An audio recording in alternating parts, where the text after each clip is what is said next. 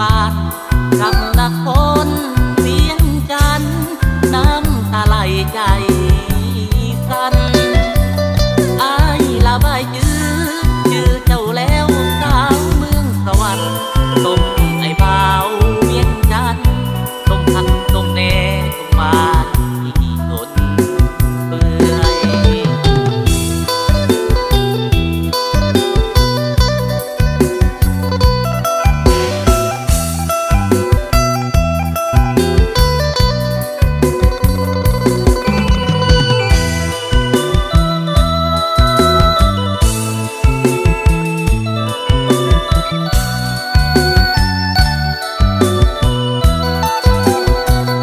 ทอดอยู่รถเมล์กินข้าวสาอยู่หึ่น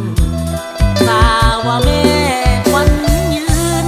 น้องพวกเขาพิธีงานแต่งอายไปหอดเฮือนใจสะเทือนอยากแหงเมื่อเห็นแม่แก้มแดงน้องคนแพงผมเข้าพาควัน เจ็บใจอยากแหงเมารถเมล์คืนบ้านรำนครเวียงจันทร์น้ำตาไหลใจสั่นอายละบายจื้อเจ้าแล้วสาวเมืองสวรรค์ต้มไอ้บ่าวเวียงจันทร์ต้มผักต้มแหน่ต้มมาอีกคนเปื่อย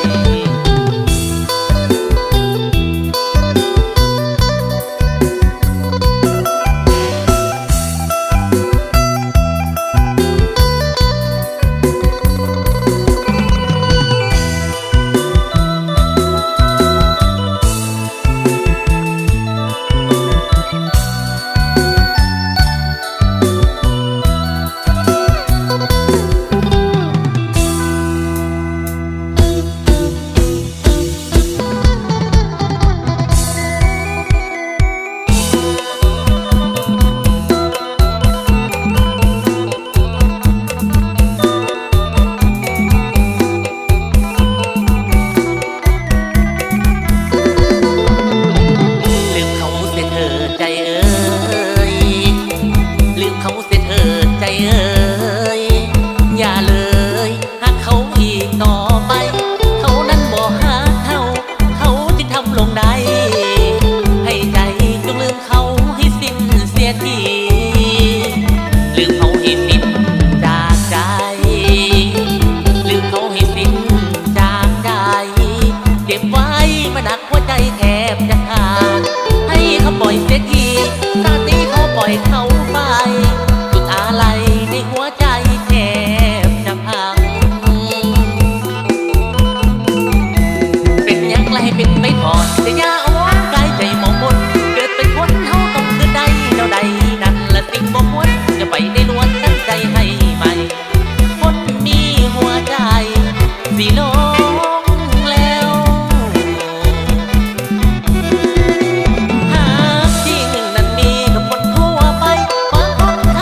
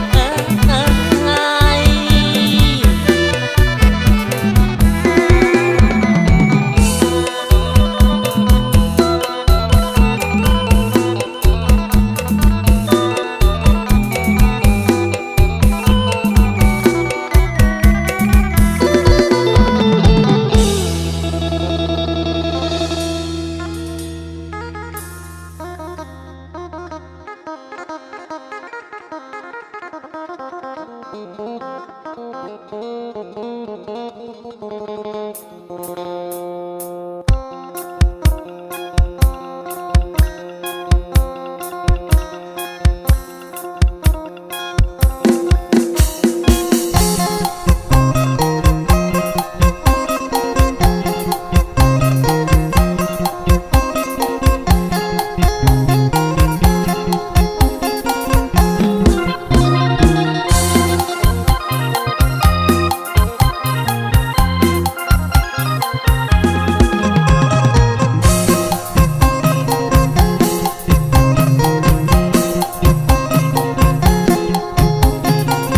ด้มาพบคนงาม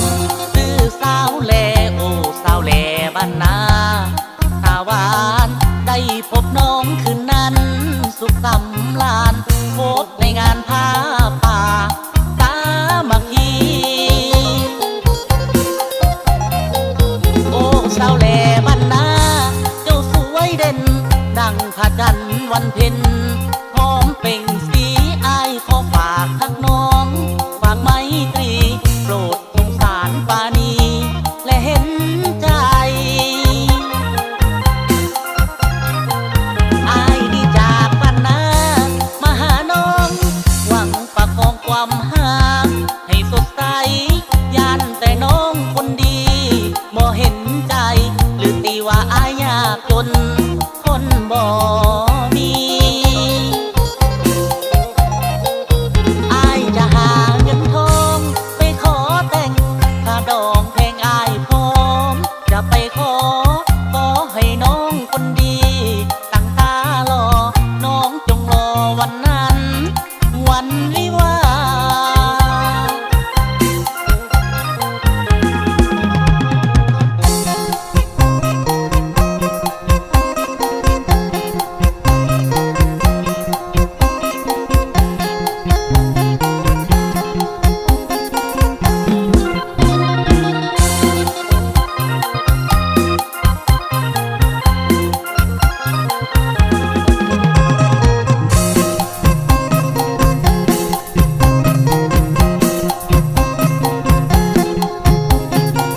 ได้มาพบคนงามชื่อสาวแลโอ้สาวแลบ้านนาตาหวานได้พบน้องคืนนั้นสุขสำราญพบในงานผ้าป่าสามัคคีโอ้สาวแลบ้านนาเจ้าสวยเด่นดังพระจันทร์วันเพ็ญพร้อมเปล่งสีอายขอฝากทักน้องฝากไมตรี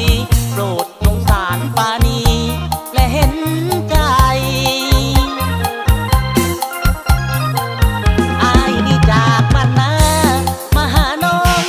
หวังประคองความห่างให้สดใสยันแต่น้องคนดีบ่เห็นใจหรือตีว่าอายยากจนคนบ่มีอายจะหาเงินทองไปขอแต่งค่าดองแพงอายพร้อมจะไปขอให้น้องคนดีตั้งตารอน้องจงรอวันนั้นวันวิวาห์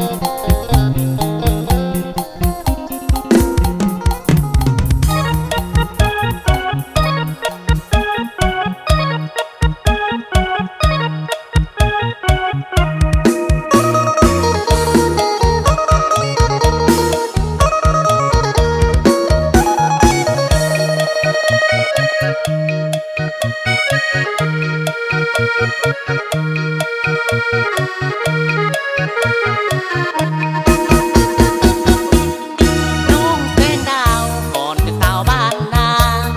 นี่แม่มาเข้ามาหานับปีเสียงแววแววออกข่าวสถานีดาวลักษ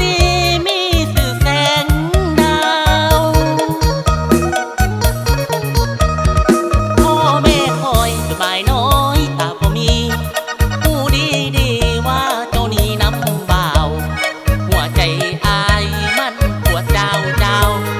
นี่น้ำเบาขาวขาวก็บ่เห็นปากนี้น้องสิมาขอมาตรวจจึงมาตรวจสาวขี้ค้านนอนเว้นอยู่บ้านนาเคยเห็นยามเย็นบัดนี้เป็นสาวห้องเบอร์สี่น้องแสงดาวเจ้าอย่าลืมแฟนเก่าไผสิเว้าไผสิว่าบ่ดีอายยังฮักนักหน่วงเต็มที่ฮักที่คือสิขาดใจตาย